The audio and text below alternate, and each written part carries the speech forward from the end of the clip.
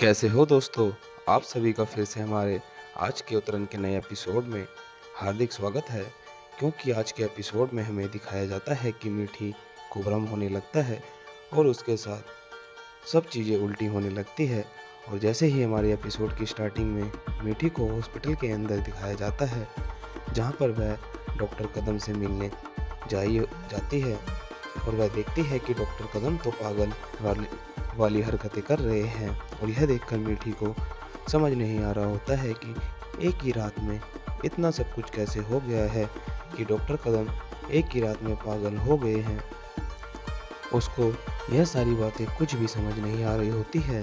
तभी मीठी हॉस्पिटल से बाहर की तरफ भागती है और जैसे ही मीठी बाहर आती है तो वह एक गाड़ी से टकरा जाती है और वह गाड़ी मुक्ता की होती है।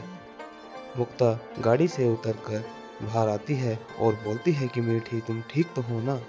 तभी मीठी मुक्ता को देखकर खुश हो जाती है और मीठी फिर मुक्ता से बोलती है कि मेरे साथ सब चीज़ें उल्टी हो रही हैं मुक्ता। तभी मुक्ता मीठी से पूछती है कि मीठी क्या बात हुई है? तो तुम मुझसे कुछ छुपा तो नहीं रही हो और तुम मुझे बता सकती हो कि तुम्हारे साथ क्या हो रहा है? और फिर मीठी मुक्ता को बताने लगती है कि तुम्हें याद है ना, जब से मैं नंदिनी को घर में लेकर आई हूँ तब से चीज़ें ज़्यादा ही बेकार चल रही हैं। फिर वह अपनी चीज़ों को बताते हुए बोलती है कि मैंने नंदिनी को चैलेंज दिया था कि मैं तुझे इस घर से बाहर निकाल दूंगी, इसलिए मैंने रानी का डीएनए टेस्ट कराया और आज देखो कि जिस डॉक्टर ने ही डीएनए टेस्ट किया था वह डॉक्टर ही एक रात में पागल हो गया है और वह पागलों जैसी हरकतें कर रहा है। मीठी की यह सारी बातें सुनकर मुक्ता भी हैरान हो जाती है और तभी फिर मीठी मुक्ता की ओर बोलती है कि हमारे बचपन के दिन अगर वापस लौट आए तो कितना अच्छा होगा मुक्ता। और फिर मीठी बोलती है कि हम बचपन में कितने ज़्यादा मज़े किया करते थे मुक्ता, लेकिन अब तुम देख लो हमारी ज़िंदगियाँ कितनी ज़्यादा बेकार हो गई हैं और हमारी ज़िंदगियों में परेशानियाँ आ गई हैं। मुझे खुद भी समझ नहीं आ रहा है कि मैं इन सब चीज़ों से कैसे लड़ूं। तभी मुक्ता मीठी को हौसला देते हुए बोलती है कि मीठी, तुम ही अगर हार मान जाओगी तो यह कैसे चलेगा? एक तुम ही तो हो जो सबको हौसला देती हो और फिर आज तुम ही हार मान रही हो। फिर मुक्ता मीठी को बोलती है कि जब से तुम नंदिनी को अपने घर लेकर आई हो तो तब से तुम्हारे घर में बहुत ज़्यादा परेशानियां हो रही हैं। और फिर मुक्ता मीठी को हौसला देते हुए बोलती है कि तुम ज़्यादा चीज़ों के बारे में मत सोचो, सब चीज़ें जल्दी ठीक हो जाएंगी। और फिर मुक्ता मीठी को अपनी गाड़ी में बैठाकर वहाँ से चली जाती है और तभी हमें अगले सीन में मीठी को दिखाया जाता है जो अपने रूम में पहुँच जाती है और वह शीशे के आगे अपने आप को देख रही होती है। जैसे ही वह मुड़ती है तो वह बेड पर से जैसे टॉवल को उठाती है तभी उसको शीशे में अपनी दूसरी छवि को वहाँ पर हंसते हुए देखती है और उसको देखकर मीठी बहुत ही ज़्यादा डरने लगती है और सोचने लगती है कि यह सब मेरे साथ में क्या हो रहा है, यह सब मेरा भ्रम है। तभी मीठी बोलती है कि यह सब मेरा भ्रम है और जैसे ही शीशे के पास आती है तो उस शीशे के बाहर से हाथ निकलकर मीठी के चेहरे की तरफ जैसे ही लगता है तो मीठी डर के मारे पीछे की तरफ गिर जाती है और टेबल पर रखा हुआ जग टूट जाता है और उसका कांच मीठी के पैरों में लग जाता है। और फिर मीठी दर्द की वजह से चिल्ला रही होती है और फिर मीठी जैसे ही शीशे की तरफ फिर से देखती है तो वहाँ से वह छवि गायब हो जाती है और फिर उसको एहसास होता है कि जैसे कि कोई उसके पीछे खड़ा हो। और मीठी जैसे ही पीछे मुड़ती है तो उसको वहाँ पर वाइट साड़ी वाली एक औरत दिखाई देती है जो उसे देखकर मीठी बहुत ही ज़्यादा डर जाती है और उसको समझ नहीं आ रहा होता है कि यह सब मेरे साथ क्या हो रहा है।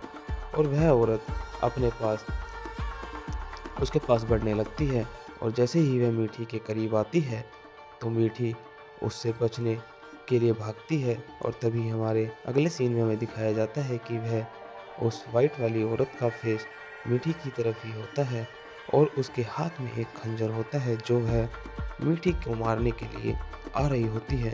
जैसे ही वह खंजर मारने को होती है तो मीठी उसका हाथ पकड़ लेती है और उससे फाइट करने लगती है। तभी हमें दिखाया जाता है कि अगले सीन में गोमती कमरे के अंदर आ जाती है और वह देखती है कि मीठी माँ का गला दबा रही है।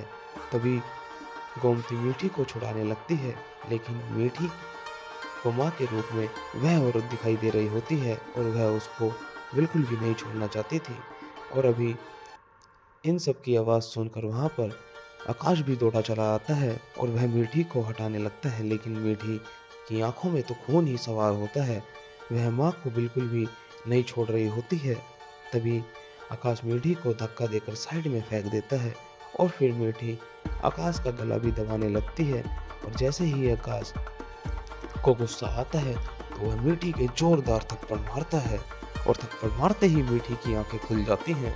और जैसे ही आकाश मीठी के थप्पड़ मारता है तो माँ और गोमती दोनों डर जाती हैं कि यह देखकर कि मीठी चमेली भी डर जाती है। और यह सारा खेल देखकर चमेली हंस भी रही होती है। जैसे ही मीठी होश में आती है वह बहकी बहकी बातें करने लगती है कि मुझे एक औरत मारना चाहती है आकाश। और यह बात सुनकर आकाश, माँ और गोमती सभी हैरान होते रहते हैं कि मीठी को क्या हो गया है, यह कैसी बहकी बहकी बातें कर रही है। तभी मीठी बोलती है कि आकाश, मैं तुम्हें बताती हूँ कि वह औरत कहाँ पर है। और उसे दिखाती है कि यह देखकर माँ भी हैरान हो जाती है कि मीठी यह क्या कर रही है। और फिर मीठी आकाश को बोलती है कि मुझे बचा लो आकाश, नहीं तो वह औरत मुझे खंजर से मार देगी।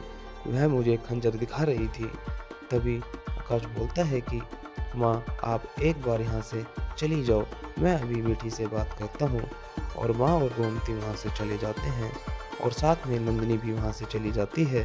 तभी आकाश मीठी को बोलता है कि मीठी, तुम्हें क्या हुआ है, तुम कैसी बहकी बहकी बातें कर रही हो। तभी मीठी बोलती है कि आकाश, मेरे साथ रहना, मुझे छोड़कर कहीं मत जाना, मुझे बहुत ही ज़्यादा डर लग रहा है। तभी आकाश समझाते हुए बोलता है कि मैं तुम्हारे साथ ही हूँ, तुम्हें डरने की कोई ज़रूरत नहीं है मीठी, मैं तुम्हें कुछ भी नहीं होने दूंगा। तभी आकाश मीठी से बोलता है कि मीठी, तुम अब सो जाओ। फिर मीठी डरते हुए बोलती है कि आकाश, मैं नहीं सोऊंगी, क्योंकि वह औरत मेरे सपने में आ जाती है, इसलिए मुझे नींद नहीं आएगी। तभी आकाश बोलता है कि चलो कोई बात नहीं, मैं तुम्हारे साथ ही हूँ, मैं कहीं नहीं जा रहा हूँ।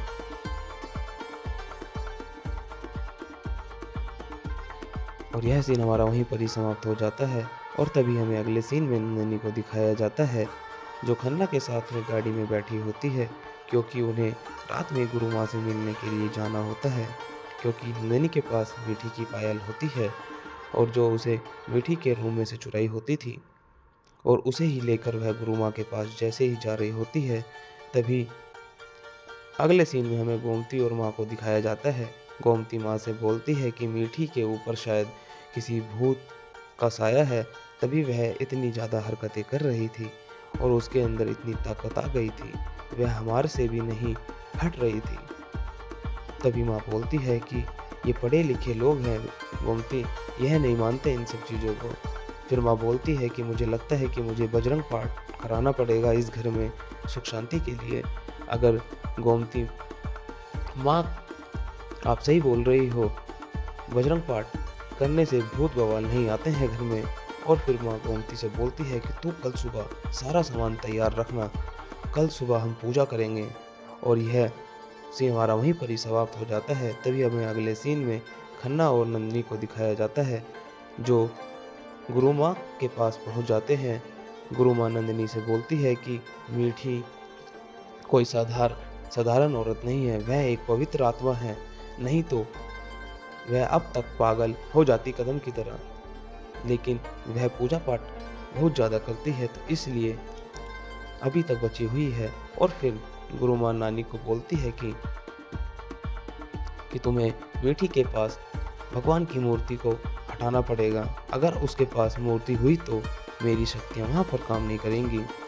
तभी नंदिनी बोलती है कि माँ, मुझे बस आप मीठी से छुटकारा दिला दो, मुझे बस आपसे ही चाहिए। और यह सीन हमारा वहीं पर ही समाप्त हो जाता है। तभी हमें अगले सीन में दिखाया जाता है कि नंदिनी अपने घर पर पहुंच जाती है और फिर खन्ना नंदिनी से बोलता है कि तुम मुझे यह पेन ड्राइव दे दो, मैं तेरा काम कर दिया है, लेकिन चमेली खन्ना को पेन ड्राइव देने से मना कर देती है और तभी इस खे और बोलती है कि अभी तो इस खेल में बहुत ज़्यादा मज़ा आ रहा है और फिर बोलती है कि पहले मेरा काम तो होने दो, जैसे ही मेरा काम हो जाएगा, मैं तुम्हें इस पेन ड्राइव को भी दे दूँगी और तुम जो माँगोगे मैं तुम्हें वह चीज़ भी दूँगी। और यह बात सुनकर खन्ना मुस्कुराने लगता है और हमारा यह सीन वहीं पर ही समाप्त हो जाता है। अगर आप सभी को हमारा आज का एपिसोड भी अच्छा लगा हो तो हमारे आगे के एपिसोड देखने के लिए हमारे चैनल के साथ बने रहें और हमारे चैनल को सब्सक्राइब करें। धन्यवाद।